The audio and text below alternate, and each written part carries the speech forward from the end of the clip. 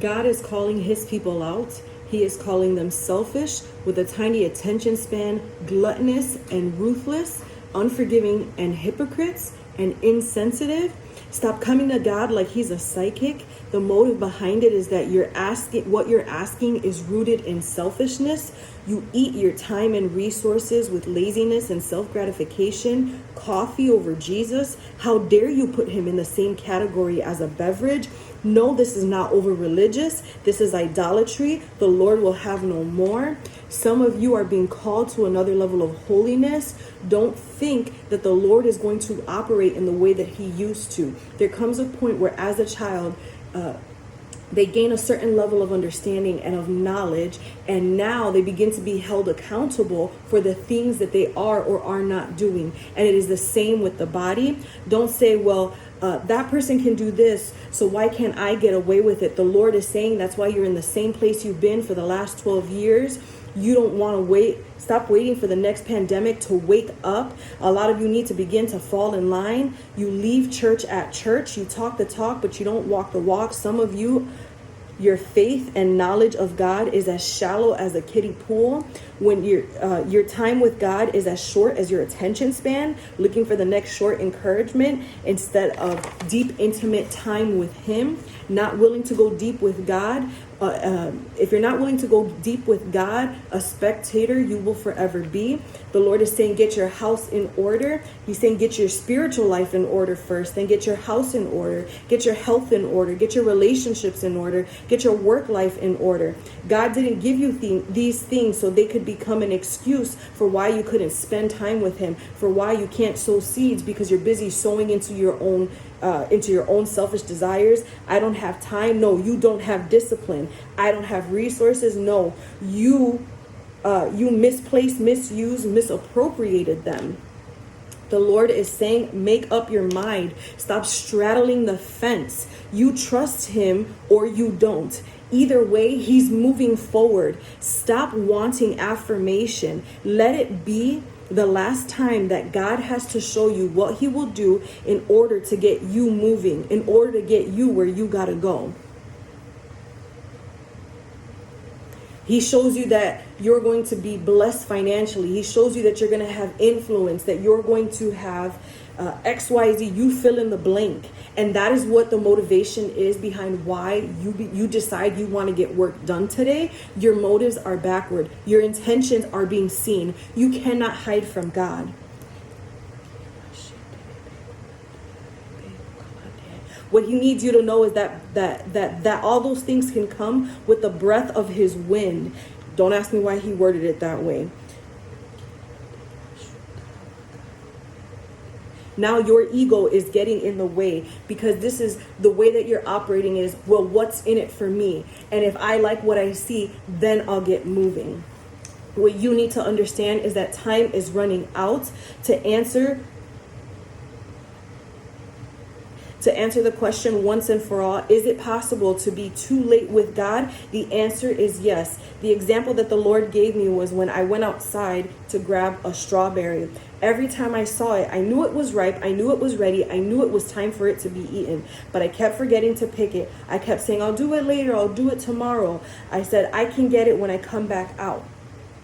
And finally, when I went to go grab it, it was overripe. It was mushy. Will it do the job? Yes. But will it have the same impact it would have? Would it have had done the same thing if I would have picked it when it was ripe? No.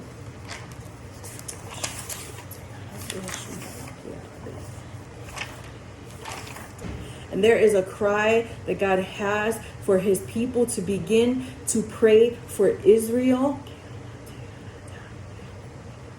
If you know anything about the scriptures, you know the favor that you will find with God when you begin to support Israel, when you begin to pray for Israel, when you begin to declare over Israel. Stop waiting for permission to do that. Stop acting like you don't know what's happening in the news. The Lord is saying, if you want to find favor in this season, start to understand how the way that Seed Time and Harvest works, the principles that he's put within his word. These are tips and tricks to get the hand of God to move. And I hate to word it that way, but that's how it's coming out. So I'm just going to trust that the Holy Spirit will translate it in the way that it's supposed to be received. But before God, he knows my intention. I'm not trying to trick God into anything. I'm not trying to move God into anything. I know that anything God gives me, I use for the kingdom. And so if I know that adding fertilizer to a plant will help it grow more, why wouldn't I use the things that God has put in the word in order to help my finances grow, in order to gain the favor of God, so that in turn I can continue to sow into the kingdom? Stop with your over religious thinking. Well, they didn't say it right. Well, they said it with an attitude, so I can't receive that. Get over yourself, because in this season, the group of people that God has set up to speak to this generation will not have a filter. They will not look the way that you want. They will not walk the way that you want. And for good reason, because if not, they would be all walking copies of you.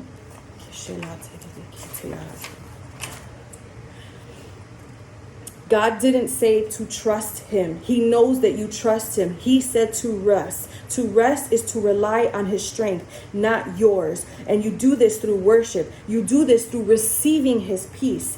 Encourage yourself in him. Stay within his presence. Tomorrow can't wait. Be present in today. If you found yourself fired in this last season, you know you overstayed your welcome. God had to push you so you would begin to do the things that he's been calling you to do. And the last word that God has for today is to fall in line. You are going to God to move things. He's saying power and dominion were given to you. He left his word to you. Let me ask you something. Would you call a fireman to turn off your stove? No. In the same way, you're not supposed to ask God to do something he's given you the power to do. Declare the word over your family. Speak the word over your family.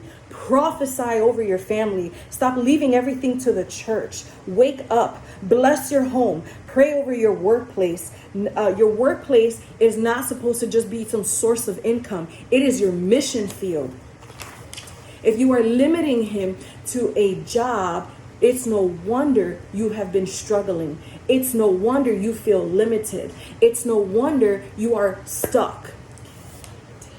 God said again, fall in line. You are asking God to do something that he's empowered and given you the authority to do in this season. You write a list of the things that you see wrong with your workplace, with your health, with your business, with your family, with yourself, and you begin to declare the opposite. If you think that your husband is lazy, Lord, I thank you that my husband is productive. If you know that you don't like working out, Lord, I thank you that the joy of the Lord is my strength. And everything that's negative, find something to attach it to. God will meet you at your faith. He will meet you at your expectations. And the Lord said that some of you are trying to cheat the system. You are trying to cover. This is specifically for the ladies, and I'm sure it applies to some men too. You are trying to cover your child, but not their father. You can't cover them and not cover him because they're connected to him.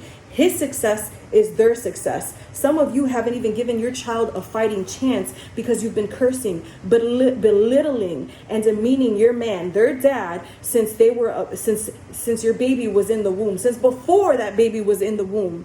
And what is one thing we've learned is a repeated theme throughout the scriptures: there is power in the blood. The bloodline matters. Your tongue is the reason.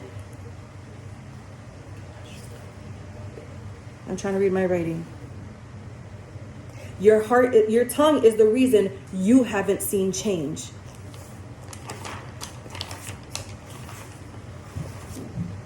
If your faith, if your family, if your health, if your business, if your relationships aren't moving, it's because you need to start asking yourself this question: what are you not doing? If your faith, if these things aren't moving, shifting, and shaking, ask yourself, what do you need to start doing?